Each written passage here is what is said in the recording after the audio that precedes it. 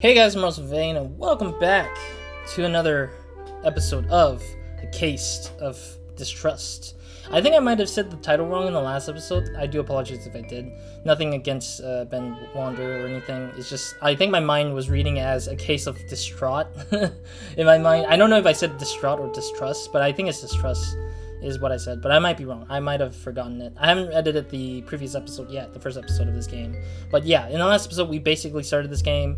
A guy, a bootlegger, somebody who like delivers alcohol illegally, is asking us for help to decipher who the heck is sending him threat messages, and we are a female detective who's looking into that case, but apparently his wife caught up on us thinking that he was cheating on her or something, but he wasn't. He was just asking for help, and we were just at a bar talking to that lady and now talking to the bartender again. So let's do this.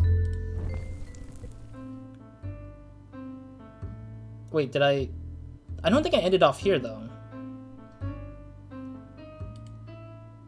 Oh, okay, that was a reminder of what we went through. Okay, yeah, I think that was to remind me what I went through before jumping into this. So we were talking to Connor. Oh, no, we're talking to the bartender here, and then we're getting a. Yeah. Anyways, if you missed that, the last episode was pretty much just talking to the bartender. Like that's where we stopped at, and that was it. Yeah, sorry, that threw me off. Like that one screen just threw me off. I know it's just to remind me, but I was already repeating what I was just doing, or what we did in the last episode. So yeah, the white text is usually a clue of that is written down as a note. So yeah, Mrs. Green is a torch singer. Is that the voice I gave him? I can't remember, but I'm gonna say that that's the voice I gave him. Well, I learned she was. Wait, no, is this him or her still, or is it our character? Oh no, that was me. Okay, sorry. Mrs. Green is a torch singer. Well, I learned she was Mrs. Connor Green just now, when she came in here. I had only seen her as Little Fanny, singing lead for the jazz band at the Tin Spoon. The Tin Spoon? I said. Tiny Paul's joint. That's where Green is selling his liquor. Say, do you think that's where she met her husband? You think that's where she met her husband? I laughed. You're the real sleuth, Frankie. You're the real sleuth, Frankie. He made a sarcastic bow. Okay. I shook my head. You're telling me you escorted our little torturer out just to avoid a bit of hot water? Frankie flushed and said, "What are you talking about, Malone?" I was never good with emotions, but it was plain that Frankie had instantly fallen for the girl. So, what if I had more to squeeze out of her? I asked. Sorry, I'm just confused with the way she said that, or the way that was written kind of confused me a little bit. What more could you possibly want from Lil Fanny? She can't have anything to do with Green's mess. I'll contradict. See if we can contradict, I guess. Connor Green had just given me a case that involves bootlegging, and I still want to... Okay, so we need to show that there's evidence that she is something to do with... Maybe it's because of the fact that she follows her husband a lot. She has followed her husband because she suspected infidelity. Mrs. Green followed her husband to my place, I said. Why would she do that? Frankie rolled his eyes. PC, if you were Green's wife, would you trust him with anything? I'm sure he's always up to something. I shrugged and stooped up from the bar stool. Okay. What had just happened was quite the ruckus. It seemed like my cue to move along. Okay, so that means we'll take this... This would lead us back to the next part of the story, I'm guessing. Once I asked Frankie to lend me some cash from that register, he growled so fierce that I decided not to ask him again. I didn't think his employers would notice before I got it back, but maybe he just wanted to save me from myself. Whenever I eyed the wine bottle again, Frankie was quick to discourage my appetite. I'll make you something else, but don't empty my Zinfandel. Only kind in the world that tastes like this. Can't afford another crate for a while yet. Okay. Frankie had a bond with that old shaker at the end of the bar. I was surprised he hadn't named it. He couldn't sling a mean drink, though he only used good liquor if he liked you. Frankie liked me. So she basically gets the special treatment. The bar stools were crooked and worn. My usual one was in the center, in the room. I could sit on it for hours if Frankie had a yarn to spin. Of course, the sauce helps keep me in place, too. Alright, is there any other... Oh, there is something.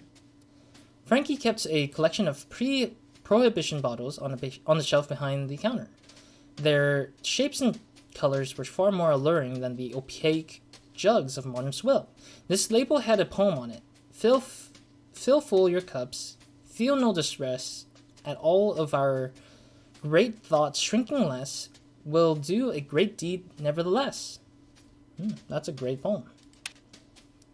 The bottle showed a California bear with the words Bohemian type in block letters. Underneath, I doubt that bear had ever heard of Bohemia, but he did look carefree. Okay, is there another drink I can examine? No? Nothing more? Alright, let me see if there's anything else. Because I'm pretty sure there might be an achievement for examining enough of the room, I guess. Like, parts of the room to understand things.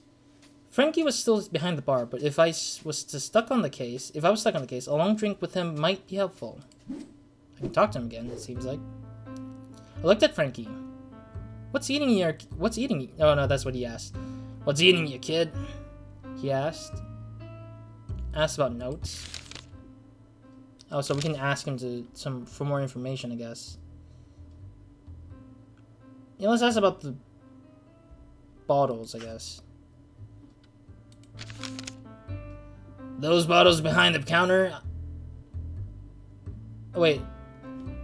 Boof. Okay, I'm trying to remember, because sometimes it's always down to, like, I have to read the I or the Frankie says something or he says something to kind of know who's speaking. But this is hard because it's like you don't get notified who the speaker is until you read ahead a little bit of the speech, which is fine in the case of it, but it's just hard to kind of catch on to where I'm reading sometimes. So I do apologize, because I like to try to make a different voice for these characters so it doesn't become jarring. And I mean, I got used to like the whole visual novel style where name gets labeled of who's speaking and what's speaking, but I think this is a bit more like of reading a book versus reading a script, which is a little bit harder to decipher, but I guess it's understandable if that's the case. Those bottles behind the counter make this place come together, I told Frankie. He nodded in agreement. Just a shame they don't make them like that after prohibition. You could always become a glassblower, I offered. Frankie laughed. I like to save my breath for talking. Something else on your mind? Okay. I'll take the poem, I guess? I mean, we talked about the bear, but we didn't talk about the poem. Oh, I see. It's just the same statements of, like, what he thinks about the bottles. Stools. Let's talk about the stools. Frankie, some of these stools are more crooked than the mayor. You want someone falling off? That's when I know to kick them out to the curb. Frankie laughed himself. Now, was there anything else you wanted to talk about? Oh, I see. So it just repeats in the end of those statements of asking some other stuff.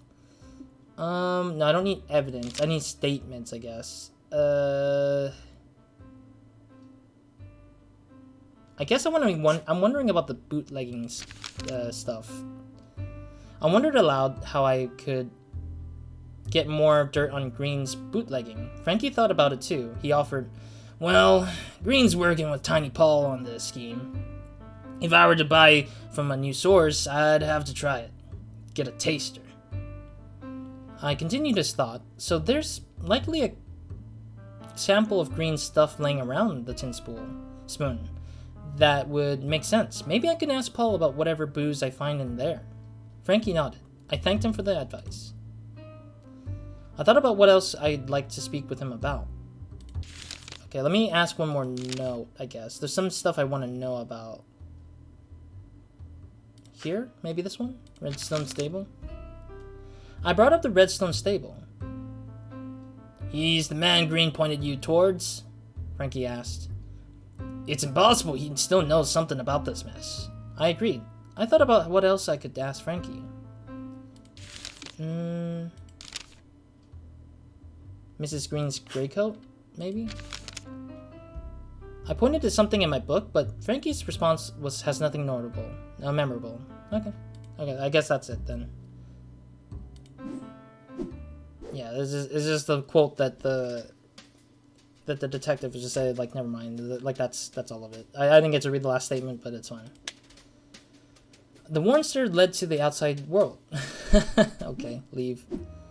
Alright, I guess that's pretty much it for now. I was heading up the stairs when Frankie called after me. So, what are you going to do? I've been thinking. Why would I think about my sister? That's the weird part. It's like, the sister has nothing to do with the story. It's just like a outsource of character that's not related to the case. About Little Fanny, I guess.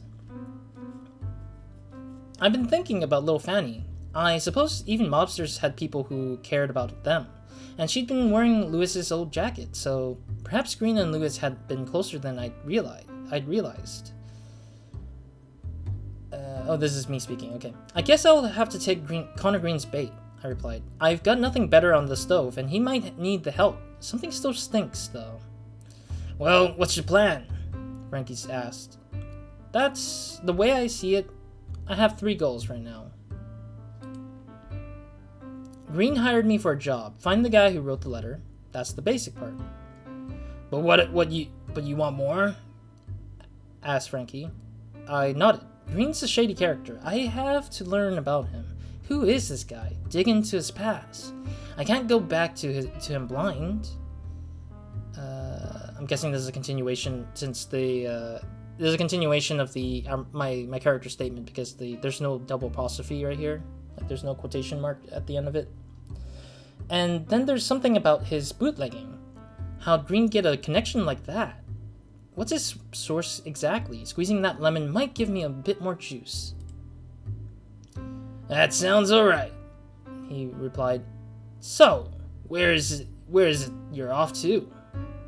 I've got leads, 3 leads, that bootlegger stable, who Green claims sent him the letter, the Tinsman Lounge, which I might learn more about Green rum running schemes, and Mrs. Green, who could give me more dirt on her husband. Frankie nodded his approval. Well, if you're ever stuck, come and see me. You can never solve anything without talking it over. I smiled and went up the stairs. Alright. Achievement on the job. Achievement unlocked. Cool.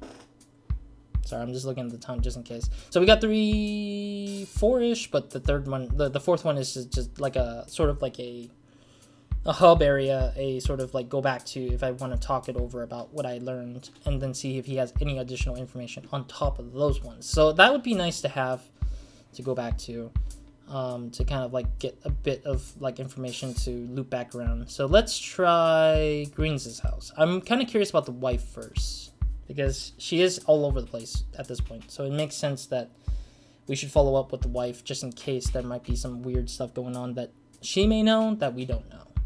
Green's house might contain more clues about his past, or some reason a threatening letter would come his way, and if I got lucky, Mrs. Green would be there to pump with more questions. Go here. Here we go. Time to go to Mrs. Green's place.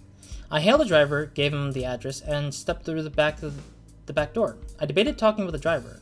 Talk. I don't care. I want to talk to him no matter what. I glanced towards the driver and noticed the right side of his face was covered by a tin plate. So, like Phantom of the Opera tin plate mask. Painted to match his light skin tone, set in the plate was a glass eye. Ooh. I don't want to ask, but I want to ask. I'm curious, let's do it. I don't care if he kicks me out, but... I asked about his disfigurement. He gave me a rough grunt and said, "War." I stayed silent for a moment, and he added, "Lice, near Flanders." "Which division?" I pressed. 69th Infantry. Lol, 69. He replied. Again, after a pause, he continued.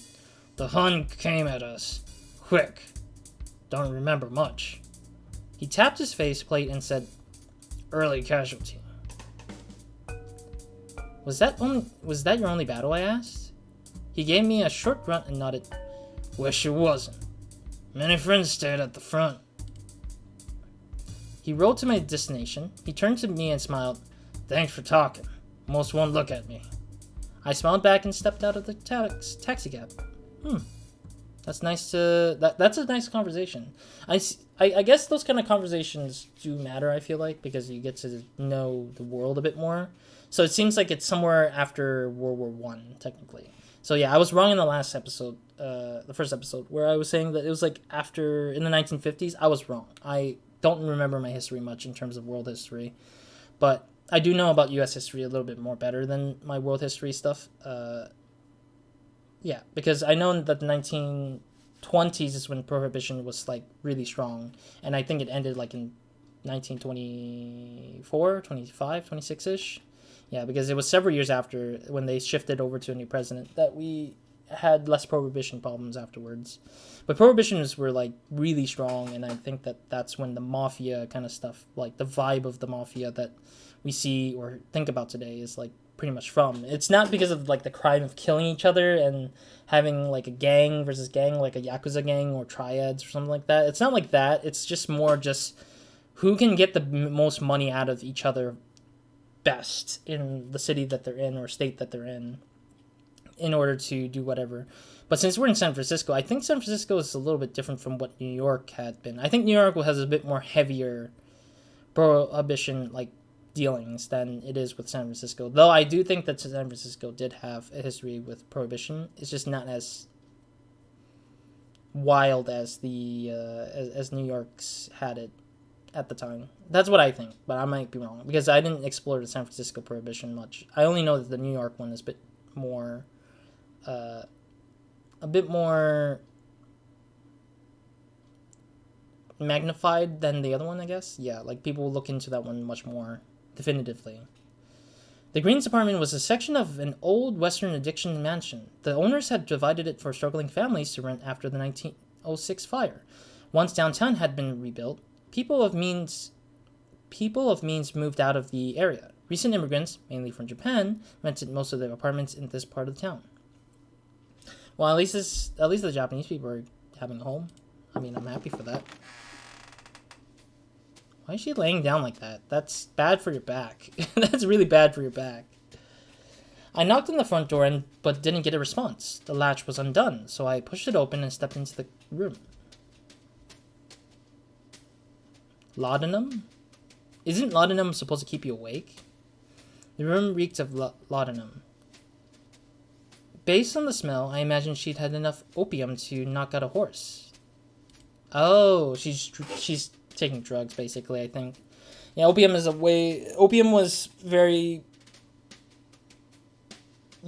was used very often back in the old days.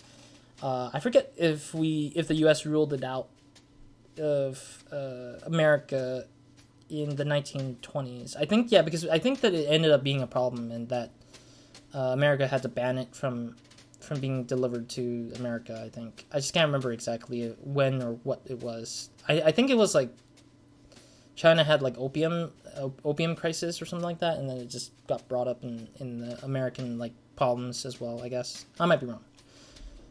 Alright, let's investigate what's going on. I'm not going to investigate her yet, but it looks like she's drunk because there's a bottle on the floor. Coat. The gray trench coat was hanging in the doorway. It certainly looked identical to Lewis's. I searched the pockets and found no identifying marks. It might have been a different jacket, but its recent appearance was off-putting. The bottles on top of the round table are mostly empty. I opened the drawer of the backmost table, and it were 2 train tickets. I mumbled, St. Louis, to myself. But then came the crackling voice of Mrs. Green. Ha! Forget about moving, Connor. I won't budge. Her head was raised, but her eyelids still remained closed. I asked her further questions, but her head just lolled back to where it had been. There was nothing else she'd say. Okay. The ashtray on top of the smallest table was overflowing with different cigarettes, or smoked cigarettes. Kind of a sad state of the situation in this household, honestly. A wilting plant was on the furthest table from the door. I could never keep plants alive either. Even as the petals fell, they were still a vibrant yellow. Empty bottles were strewn about the apartment. I brought one to my nose and smelled the distinct aroma of laudanum, opium mixed with booze. A harsh tonic. Alright, I think that's all there is to examining this whole room. Of course, the door is to leave out, but I don't need to. I found Mrs. Green slumped in her chair, eyes closed, head rocking slowly. "Hello, Mrs. Green?" I said loudly. She let out a long moan from the chair, then lifted her head, but failed to raise her eyelids. She tilted her head to the side, giggled, and let it lull back into place.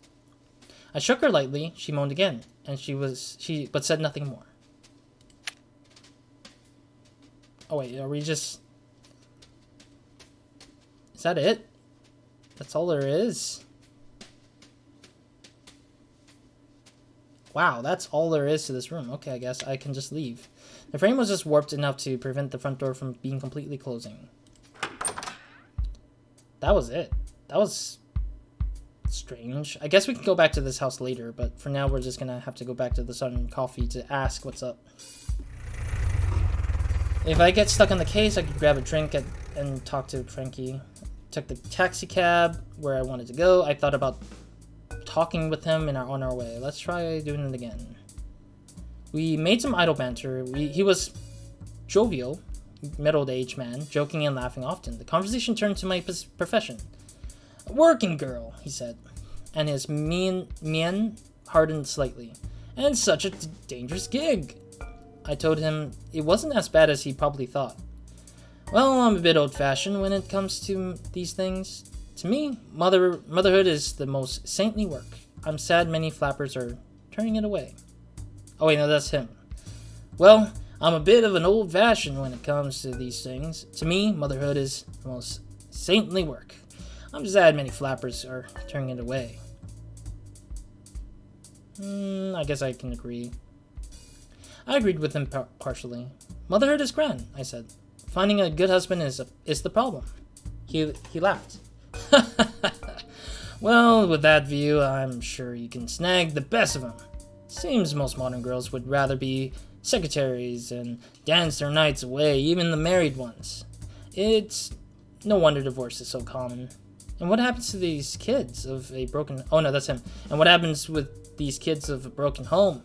Are we giving them our values for a new roadster? I'd hate to see those youngins after us might burn the entire world down." Okay. Yeah, the way it's read, I read it weirdly. "I hate to see what the youngins would do after us. Might burn the entire world down." We pulled up to my destination. I nodded thanks and left the taxi cab. Alright, back to the Southern Coffee. It's a diner.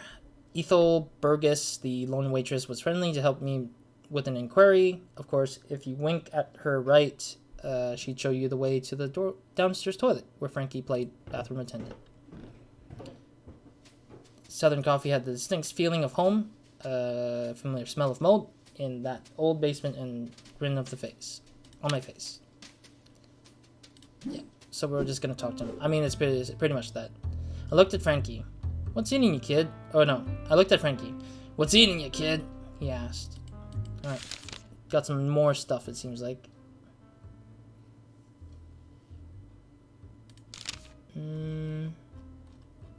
Greenhouse. Tickets to St. Louis. I don't think I can ask him this, because I don't think he knows anything about it.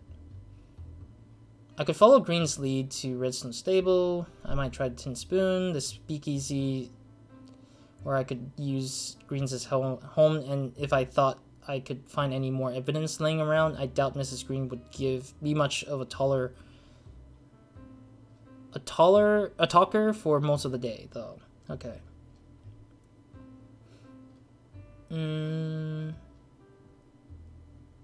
Yeah, none of these are information I can give him, actually. and there's no statements from her. So I think I feel like I wasted my time going through this, actually. Going back to here. I'm not gonna read the rest because I feel like it's just the same old stuff. Alright, so it's between these two then, at this point. The lounge or the barber shop.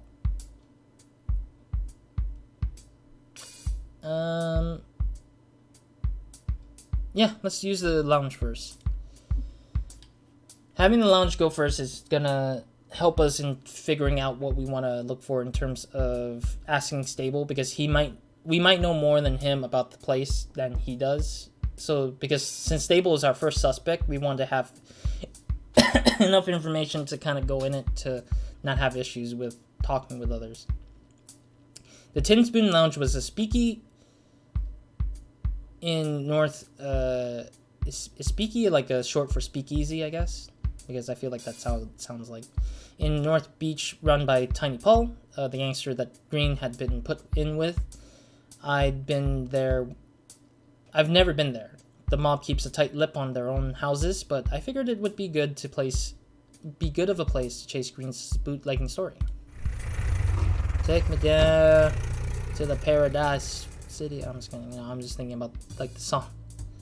I gave my address and slouched in the backseat of the taxi cab. I thought a good way to pass the journey might be to chat with the driver. You hear the latest about King Tut? The driver asked. Apparently Carter found the sarcophagus a few weeks back. We talked about the discovery. Carter had first unearthed the tomb a couple of years earlier, and he had begun to slowly catalog its contents. New treasures were constantly in the papers, notably for their intricate and expensive gold workings. That whole mess gives me the chills, the driver said. Digging up some old corpses and taking their stuff. Like hell if that won't bring some cursing or on those grave diggers.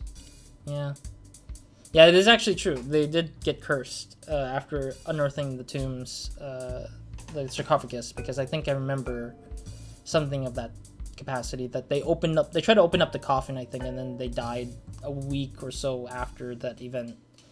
But yeah, this is like an old story, I think. I might be wrong though. I don't know the exact details, but just that I remember there's something to do with like the archaeologist who unearthed the thing and then died after because he, I guess, opened up something from the sarcophagus and it just caused problems for him. I agree. Plundering of the ancient tombs remind me of pirates in the West Indies. What right do we have taking the wealth of another nation? The driver shook his head. I wouldn't be the first in line to crack open that mummy. Won't end well for any of them. He let out an involuntary shiver.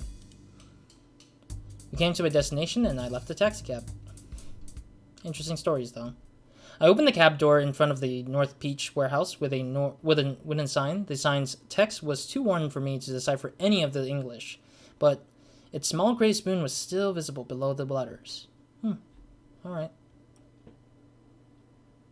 Yeah, I want to make sure that my timing is close to like the 30-minute mark.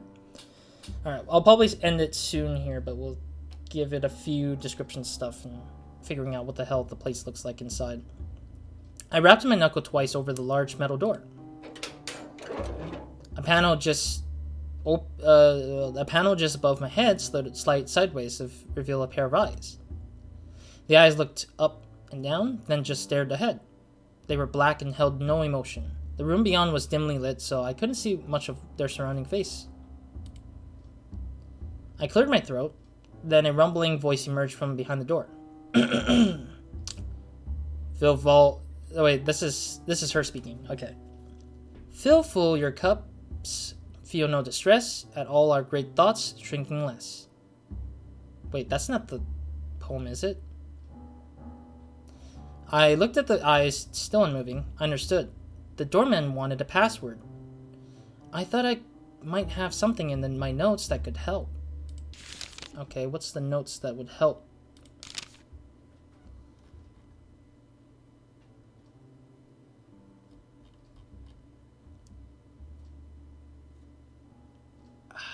I don't know what would help in general.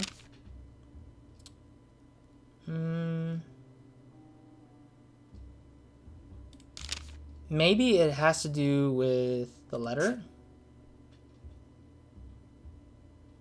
No, it's gonna make me look like a threat, I feel like. So maybe just the statements, the idea of the statements.